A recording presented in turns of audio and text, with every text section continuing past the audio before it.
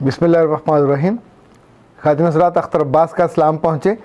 माएँ बहुत अच्छी होती हैं, अनपढ़ हों तो भी और पढ़ी लिखी हों तो भी। ये मोहब्बत से भरी होती हैं और तौक़ुआ से भी भरी होती हैं। माँओं की आंखों में ख्वाब होते हैं, पर ये ख्वाब अपनी औलाद की आसूदगी के और उसकी तरक्की के होते हैं। कहीं कहीं माएँ अपने बारे में भी ख्वाब देखती हैं। बहुत कम माएँ हैं जिनके बारे में औलाद ये कहे कि हमारी माएँ झूठी हैं, हमारी माएँ खुदगर्ज़ हैं, या हमारी माएँ सिर्फ़ अपने बारे में सोचती हैं। ऐसे केसेस भी, लेकिन बिलअमूम दूसरे वाला मामला है। मैंने नोट किया कि माएँ तीन तरह की हैं।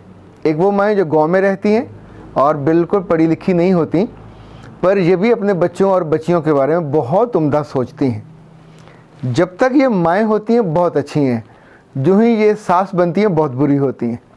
दूसरी किस्म शहरों में रहने वाली माँओं की है।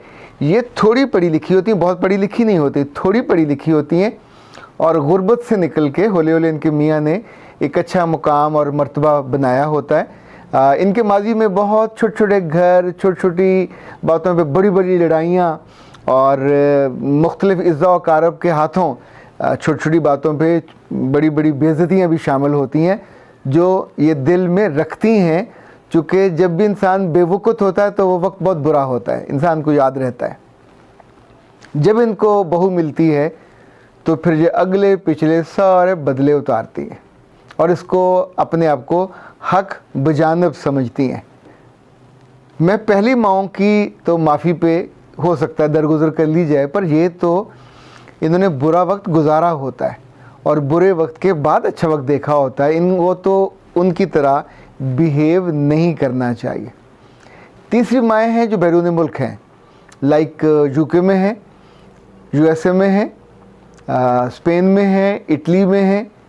ये वो माएँ हैं जो आज भी 1970 और 80 की दिहाई में बसती हैं, रहती यूके में हैं, पर उनके दिल में और उसकी आंखों में जो उसका ख़ानदान है, जो उसका ख़ानदान की रीत रवायत और ख़ुद उनका अपने बारे में जो कॉन्सेप्ट है, वो 70-80 की दिहाई से आगे नहीं है। अच्छा, ये कॉन्सेप्ट ये है कि जो बहू ब्याह के आएगी वो आके इनकी खिदमत करेगी, वो जो आएगी वो इनके इशारों पे चलेगी और उसकी ज़िंदगी में कोई इंडिपेंडेंस नहीं होगी। ये तीनों माएँ जो गांव में हैं, जो शहर में हैं, जो बैरून मुल्क हैं, इन तीनों की नेकियां, अच्छाइयाँ, खूबियाँ, खूबसूरतियाँ हम किसी का इनकार नहीं कर रहे, एतराफ़ कर रहे हैं। पर मैंने सोचा आज आपसे मैं पूछूं कि हम अपने बच्चों को ग्रूम करते हैं, अपने बहन भाइयों को ग्रो करते हैं, क्या माँओं को भी एजुकेट किया जा सकता है? इसका सवाल इतना बड़ा सारा है, जवाब भी उतना ही बड़ा होगा। हाँ भी हो सकता है, ना भी हो सकता है। बहुत से लोगों का ख्याल है पहले कदम पे कि इनको एजुकेट नहीं किया जा सकता। मेरा भी यही ख्याल था कि इनको एजुकेट नहीं किया जा सकता, पर ना करने की सूरत में कीमत बहुत बड़ी है। अगली आने वाले बरसों में जितनी आपकी ज़िंदगी है वो तबाह बर्बाद हो जाती है। अब ऐसे होता है जैसे वो किसी, ये जो फ़ौज आपस में लड़ते हैं ना, तो वो ज़मीन पर लगाते हैं बारूदी सुरंग। आप किसी बारूदी सुरंग पे बैठे होते हैं और ज़रा सा पाँव का प्रेशर आया और सुरंग फटी और साथ आपके भी चीथड़े उड़े और आपकी बेगम के भी उड़े, ज़रा बच्चों के भी उड़ते हैं। ज़िंदगी में कोई खुशी नाम की चीज़ नहीं रहती। माँओं को एजुकेट करना बहुत मुश्किल है पर बहुत ज़रूरी है। आप सोचिए कि जो माँ अपने बेटे को बड़े लाड प्यार से पालती है, डॉक्टर बनाती है, इंजीनियर बनाती है, वो सोचती है कि इसको बीवी भी डॉक्टर ला के दी जाए, बीवी भी इंजीनियर ला के दी जाए। दैट्स द टाइम जब माँ को एजुकेट करना चाहिए। मियाँ नहीं कर सकता, बेटा कर सकता है, बेटी भी कर सकती है, पर बेटियाँ बहुत जुल्म करती हैं। वो सिर्फ़ अपनी मोहब्बत और अपने महबूबों के लिए एजुकेट करती हैं, अपनी भाभीयों के लिए या भाइयों के लिए एजुकेट नहीं करती। नतीजतन उनका अपना घर जो जन्नत का टुकड़ा बन सकता है, वो जहन्नम का एक ऐसा शानदार नमूना बनता है कि आप दरवाज़ा खोलते हो तो अंदर से आग की लपटें आती हैं। एक एक जुमला जो वहाँ कहा जाता है वो आपके दिल और रूह को जला के राख कर देता है।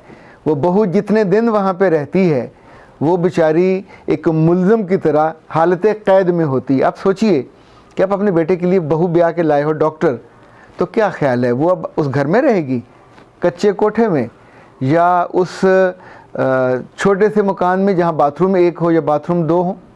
नहीं रह सकती।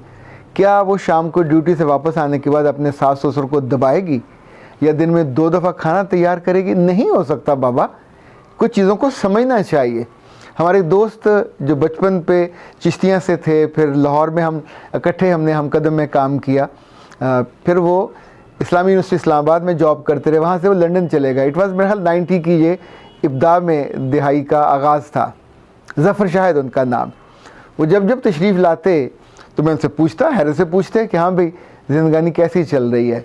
तो वो बताते थे कि इतनी सख्त है, ये नहीं यूँ चेन से चेन जुड़ी हुई है, और हमको खाना पकाने की जो फुर्सत है वो सिर्फ़ इतवार को मिलती है। तो मैं और मेरी बेगम मिल के इतवार को 2-3 खाने पका लेते हैं और फिर फ्रीज़ कर लेते हैं, तो बाकी दिनों में उसको इस्तेमाल करते रहते हैं। दोनों शाम को थके हारे आते हैं, दोनों चल के वहाँ जाते थे, जो उनका मेट्रो होती है वहाँ से अपने ऑफिस में। अब ये उनका पैटर्न ऑफ लाइफ है। उसमें अगर कोई सास चाहे कि बहू वापस आके ताज़ा खाना बनाए तो नहीं बन सकता, जो मर्ज़ी कर ले नहीं बन सकता। अच्छा, वहाँ आपको नौकरानी भी नहीं मिलती, नौकर भी नहीं मिलता, तो जिसने वहाँ रहना है, पकाना है, खुद पकाना है। अगर आप ने अपनी माँ को एजुकेट न किया कि ये 60 का ज़माना नहीं है, 70 का भी नहीं है, 80 का भी नहीं है, आप 2000 में बस रहे हैं, 2020 में, और ऐसे में कोई काम करने वाली लड़की रोज़ाना 2 खाने नहीं बना सकती। वो ऑफिस जाने से पहले भागम भाग आपका नाश्ता तैयार करके भी नहीं दे सकती। सो ये तो हो सकता है रेडीमेड खाओगे या ख़ुद बाद में बना लोगे, लेकिन इस बुनियाद पे अगर आप रोज़ उस लड़की की बेइज्जती करो तो बहुत जुल्म करेंगे, अपने साथ भी, अपने बेटे के साथ भी, और उस बहू के साथ भी। She is not meant for that. जब आप लाए थे तो टेक्निकली आपने एक ऐसा हीरा लेके आए जो उस छोटी सी गुदड़ी में फिट ही नहीं आ सकता। आपको कोई कम पढ़ी लिखी बच्ची अपने ख़ानदान में से ढूंढनी चाहिए थी, मैट्रिक पास, बहुत होता है इंटर पास, वो आपके पाँव भी दबाती, वो दिन में 3 दफ़ा सफाइयाँ भी करती, वो आपके सर में तेल भी लगाती, जुएँ वगैरह होती तो वो भी निकालती, वो बच्चों को भी पालती पोसती। ये जो पढ़ी लिखी बहू हैं, ये बच्चों को दूध भी नहीं पिलाएंगी, ये बच्चों के साथ उस कदर टेक केयर भी नहीं करेंगी, दफ्तर साथ लेके भी नहीं जाएंगी, रात को गोद में लेके सोएंगी भी नहीं। आपने इन्हीं बातों पे चिढ़ना है। बाबा ना चिढ़ो, आप अच्छी माएँ बनो। जो आपका अहद था अब वो नहीं रहा। आपका बच्चा इतना था, फिर इतना हुआ, अब माशाल्लाह आपके बराबर, और अब उसके बाल भी सफ़ेद होने लग गए, 2-2 3-3 बच्चे हो गए, पर अब भी आप डिक्टेट करते हैं। यानी ख़ास तौर पे लंदन में जो माएँ रहती हैं, एक मिज़री में आपको बताऊं, कभी आपने गौर नहीं किया होगा, वहाँ जो विक्टोरियन घर हैं वो बहुत छोटे छोटे हैं, एक बाथरूम वाला। अब घर में माँ बाप हैं, मियाँ बीवी हैं, बच्चे हैं, तो 6 लोग हो गए, तो एक बाथरूम में नहीं गुजारा हो सकता। पर आप अपनी मोहब्बत की उस डोरी को इतना खींच के रखते हो कि उन बेचारों को सांस लेने का मौका भी नहीं मिलता। नतीजतन उस बाथरूम की घुटन में फिर वो घुटती रहती हैं और आज़ादी की दुआएं करती रहती हैं। फिर जो ही आज़ादी मिलती है तो फिर आपको उनका घर बुरा लगने लगता है, आपको लगता है कि ये अलग हो गई। इकट्ठे थे तो रिस्क ज़्यादा आता था, हिस्सा आता था, वहाँ तो चूँकि एक एक चीज़ के बच्चे पैसे देते हैं तो अलग होकर ज़ाहरा उनका अपना प्रॉब्लम शुरू हो जाता है। सो ए प्यारे बेटों और बेटियों, और वो प्यारी माओ जो मुझे इस वक्त देख रहे हो, सुन रहे हो, आप बहुत अच्छी हो, इसलिए कि इस वक्त आप मुझे सुन रहे हो, ये आपकी कोई कम खूबी नहीं है। थोड़ा सा दिल बड़ा कर लिया करें तो इस बेटे का दिल भी बड़ा हो जाए। क्योंकि जब आपकी बहू और बेटा रोते हुए मेरे पास आते हैं और कहते हैं कि हम ज़िंदगी में सांस लेना चाहते हैं, पर माँ की नाफरमानी करके नहीं, माँ से दूर रह के भी नहीं, पर अपनी माँ को हम कैसे समझाएं कि हमको स्पेस दे दो, हमें सांस लेने का मौका दे दो। बाज़ घरों में जब बेटे हफ्ते बाद अपनी माँओं से या बापों से मिलने जाते हैं तो पीर का दिन उस घर में अजाब का दिन होता है। अच्छा, ये वैसे पाकिस्तान में भी ऐसा ही है। जब जब बेटे अपने माँ बाप से मिल के वापस आते हैं तो वो दिन घर में एक फसाद का दिन होता है। वहाँ से जिस तौर पे पंप किया जाता है, तुम्हारी माँ, तुम्हारी जो बीवी है, खाना वो सही नहीं पकाती, वो उसमें ऑयल ज़्यादा डालती है, वो अंडे ज़्यादा खा जाती है, वो बोटियाँ ज़्यादा निकालती है, वो ये करती है, वो माइयों को ज़्यादा दे देती है। ऐसी ऐसी फजूल नहीं बल्कि बेफजूल बातें बच्चे के दिल में डाली जाती हैं कि जो पूरा हफ्ता सुकून से रहता है उसी लड़की के साथ और सोचता है कि मैं जन्नत की एक हूर वगैरह मेरे पास आ गई है, पर वापस आके वही उसको भूतनी लगती है कि मेरी माँ ने चुके कानों में डाला है कि ये उससे करना नहीं आता, ये नहीं करना आता, ये केयरलेस है, ये जॉब को ज़्यादा वक्त देती है। बाबा लोग जब जॉब करेगी तो जॉब को वक्त भी देगी, जॉब से रिस्क आता है, जॉब से इज्जत आती है, जॉब से आपकी थोड़ी इंपॉर्टेंस भी बनती है। तो 3 चीज़ें हैं, तो पीछे बच्चा या तो दादी संभालेगी या नानी संभालेगी। पाकिस्तान में तो हमको नौकरानी रख लेते हैं, तो बैरून मुल्क नहीं रखी जाती, वहाँ फिर दादी नानी को संभालना पड़ता है। पर वहाँ कोई रखी जाए ग्रैनी तो उसको पेमेंट भी की जाती है। मैं तो बाज़ बच्चियों को और बच्चों को ये सजेस्ट करता होता हूँ कि आप अपनी माँ को वो पैसे जो किसी और को देने हैं उनके हाथ में लिफाफे में डाल के दे दिया करें कि मामा ये आपके लिए। अगर आप किसी ग्रैनी को रखना चाहो, किसी खातून को रखना चाहो, किसी मेड को रखना चाहो, चाहे वो जो आती हैं बेबी सीटर उनको रखना चाहो, तो ये आपकी खुद मुख्तारी, चूँकि आप हमारी माँ हो, इसको मैनेज आप करेंगे। तो उसके बाद never ask a single question कि वो पैसे कहाँ खर्च हुए कि नहीं हुए। It was on her disposal, वो खुद इस्तेमाल करें या किसी को दे दें। उसके बाद आपका ये मसला हल हो जाएगा। इस बात को जेन्युइन समझिए, मसलों को हल किया करें। ये कहना अच्छा आपको रख ले मैं पैसे दे दूंगी, दे दूंगी क्या होता है। मैं उन माओं को भी जानता हूँ जो अपनी बेटियों को ये नहीं कहती कि हम तुम्हें नौकरानी दे दूंगी। नौकरानी की तनख्वाह माँ बमा घर भिजवा देती हैं या नौकरानी भिजवा देती हैं। तो डू दैट, जो करना हो वो कर लिया करें ताकि ज़िंदगी आपकी स्मूथ चले। तो ए प्यारे लोगों और ए प्यारी लोगियों, जो माएँ हैं ये किसी भी उम्र में हो जाएं, मुझे लगता है कि हम इनसे बात कर सकते हैं, इन्हें बता सकते हैं कि अम्मा जी वक्त गुज़र गया, 20-30 साल नहीं 60 से 65 साल गुज़र गए आपकी उम्र में से। अहद बदल गया, बच्चियाँ बदल गई, उनकी तालीम बदल गई।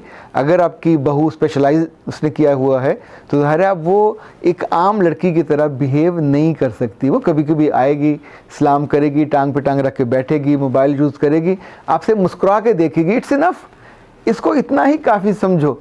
ऐसे भी मैंने घर देखे हैं कि जहाँ अगर बेटी को डिवोर्स हो गई तो माँ ने घर को सर पे उठा लिया कि मेरी बेटी को फ़लाँ जगह से दिक्कत हुई है, तंगी हुई है, तो किसी और की बेटी मेरे घर में क्यों सुख है, क्यों उसको सुख है, क्यों वो दिक्कत में नहीं है, तो इसको डिवोर्स क्यों नहीं होती। और अपने बेटों को वो रोज़ाना फिर आग लगाती हैं, तो नतीजतन अपनी ज़िंदगी भी ख्वार करती हैं, उस बच्ची को भी, उसके बच्चों को भी, अपने बेटों को भी।